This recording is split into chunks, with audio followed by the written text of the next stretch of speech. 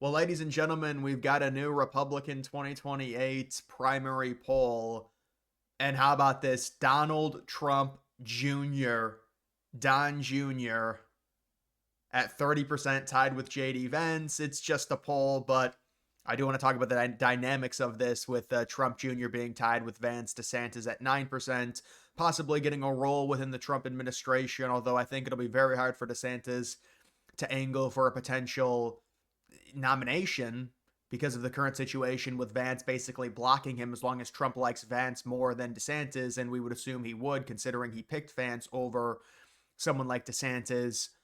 It would be Vance who would be the nominee. And Vance is still the heavy favorite to be the nominee. These things are not going to change within the next year, 2 years, or even 2.5 years. We're just not going to get any type of real polling that really matters. However, it is interesting that Trump Jr. is at 30% because it creates a unique dynamic to where, I mean, I've told people Donald Trump controls this party right now. And if Donald Trump wants his son to take after him, it's possible that could happen. Now, there are a lot of, well, I'm not going to say there's a lot, but I do know of many Trump supporters who really aren't too fond of Donald Trump Jr. as a candidate. They like him. He's definitely more animated. He likes to get out there more than Eric Trump and be confrontational and say things and stick his neck out there. So that's why it's like he's the next Trump up rather than Eric. But yeah, I know a lot of Trump people that are like, this is not going to happen. And I would say for Don Jr., yeah, I'm not interested personally. Vance, 30, and people are like, well, Vance is next up.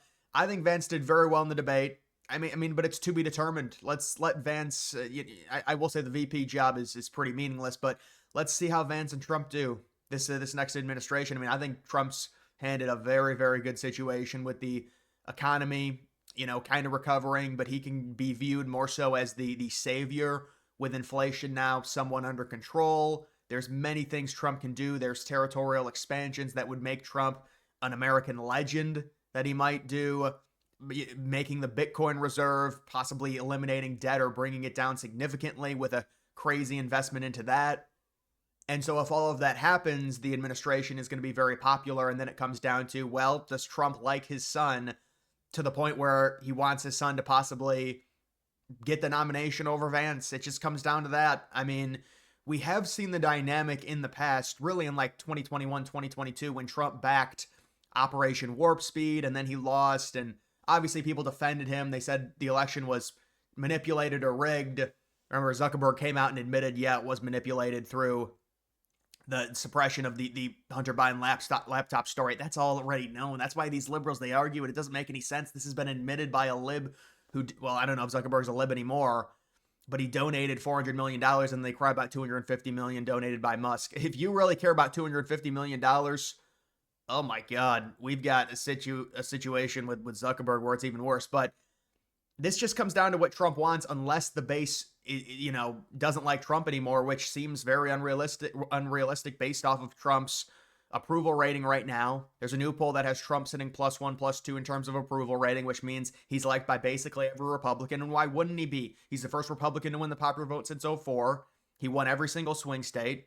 And he had like the perfect presidential campaign. He nearly gets killed. Liberals gaslight about that. He comes back. I mean, even just reacting to nearly dying with the fist up in the fight, and then all the warfare, all of the charges just because his name's Trump, all of it's so illegal, and they gaslight and say, no, Trump's a villain, and he's evil, and they drop everything after the election. It shows you how bad and deranged these people are, but it's like, how can you not like this guy after everything they've put? I mean, the establishment, the liberal mainstream establishment has made everyone, even independent people, say, all right, we like Trump now.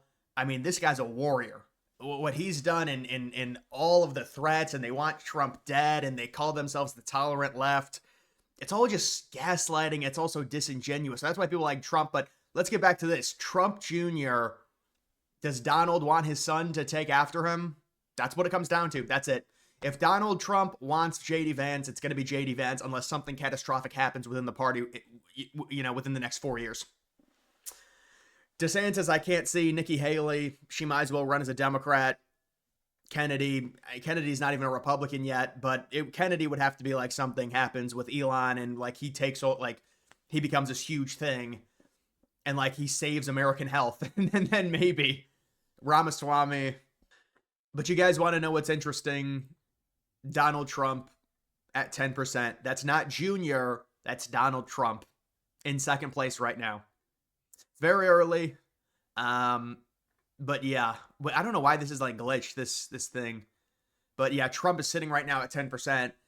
And the question is, would he want to run for a third term? Could that even happen through Congress because it's not consecutive? I don't know. I mean, what is he going to be, 82 years old? Come on.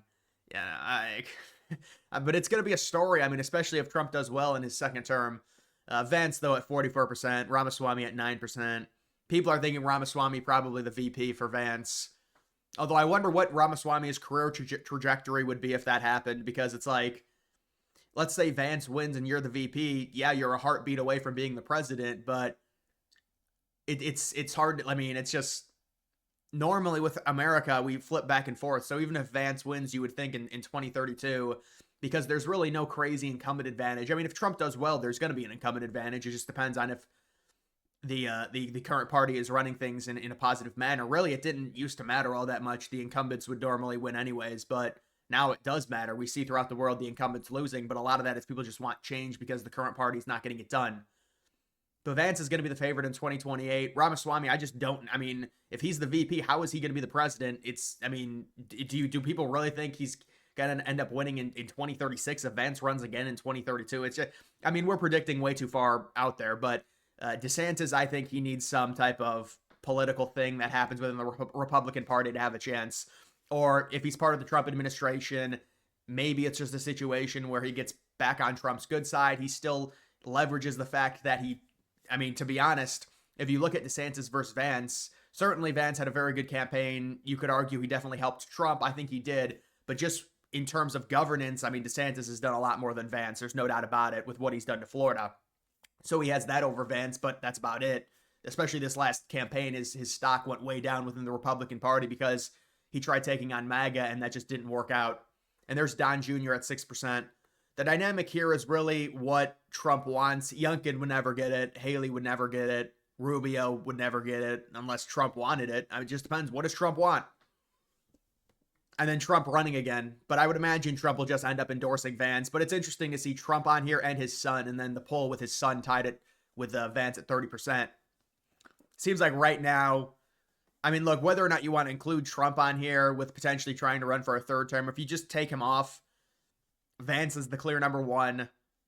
I would still say probably Ramaswamy, part of the MAGA mold, would be number two, but I just think he's blocked by Vance. I mean, it's like the same thing. Vance and Ramaswamy are both young, but Vance was picked as VP, and he's been on the national stage more, and he's seen as less of a disruptor than Ramaswamy, and I don't think picking Ramaswamy as a VP really balances the ticket for Vance, although the VPs really don't matter all that much. Maybe he wants a bulldog like Ramaswamy, but I don't know. The obvious VP choice would be Tulsi. If it down the line, if it goes that far, and Tulsi continues to be a solid Republican MAGA supporter, which we would expect, she's part of the administration as long as she gets confirmed. DeSantis possibly part of it. We'll see. But I just don't see a path for DeSantis unless a shakeup happens within the Republican Party. Rubio, I can't see at all. Youngkin would be possibly VP material for Vance. RFK Jr., he would have to like save American health and like stop obesity, and then maybe it's like, what? But it's just, no, I mean, I would say Vance is still the heavy favorite, but this poll was kind of interesting. And then I think there's another thing. Do you approve of pardoning the Jan 6 non-violent prisoners? Yeah, I mean, obviously that needs to happen. Everything, how it all got exposed is political warfare. It's just very sad and disappointing. And then we've also got this. Do you have a favorable or unfavorable opinion of Trump? +3. So that was the poll I was talking about. Kamala's at minus. I don't know how people have you'd think liberals would jump off the Kamala train considering her approval rating was -15. They artificially pumped it up. The mainstream media did during the election cycle. And then she loses, and it's still somehow only -1. That's surprising to me. Vance at -1. It's a lot better than it was during the cycle. Biden still at -13. Biden's around 39% overall approval. I mean, these numbers are actually better for Biden looking at this Trump favorability trends. Even right after the election, they had him -2. Now he's +3. He's +2 to 3 basically everywhere. This is 538, or is this just a link to 5? Yeah, this is a link to 538. I'll take a look at this, though. I want to see Biden's approval rating really quick. It's below 38%. Yeah, I knew it was bad. Below 38%. But they don't allow you to... Oh, here it is. Here's the comparison. Yeah, so you can see the comparison to Trump. Trump was about 5 points. And by the way, this was after Trump lost right before January 6th, but during the global pandemic. Trump had an approval rating of about 43%. Biden is about 4.5, 5 points worse than where Trump was. And then Trump fell off the table after the January 6th and all the liberal manipulation and all the threats, and liberals threatened people, and that's why Trump's approval rating went down. No, it was because of January 6th, but, you know, obviously they were waiting for a situation like that because they wanted to silence Trump, and it backfired on them. That's why Trump won every single swing state in 2024, and this is true American democracy. Trump won.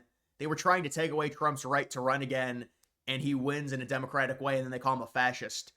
It is amazing. But, yeah, so, listen, when it comes to this, it's not surprising. Biden's approval rating is terrible. -20. Oh, it's back down. It was at -20 at one point. But either way, guys, what was I talking about? Oh, yeah, I was talking about this stuff. Listen, I think it's going to be Vance, but it's pretty meaningless. It's kind of funny, though. It depends what Trump wants. Don Jr., though, I know there's a lot of Trump supporters that really don't have an appetite for Don Jr., so I don't think it's going to be Don Jr., but it'll be interesting if Trump, I mean, that is his son. It'd be kind of cool, but I mean, that's the whole thing of a political dynasty, but maybe Trump people want that with Barron, but I mean, Barron is down the line, and I could understand Barron more because it's like, it would be like 4 administrations from now, more so than Trump Jr., because you really can't argue is it a dynasty if it's like 4 administrations from now? But either way, guys, that is going to do it for this video. Make sure you follow me on X. Link to that's always in the description.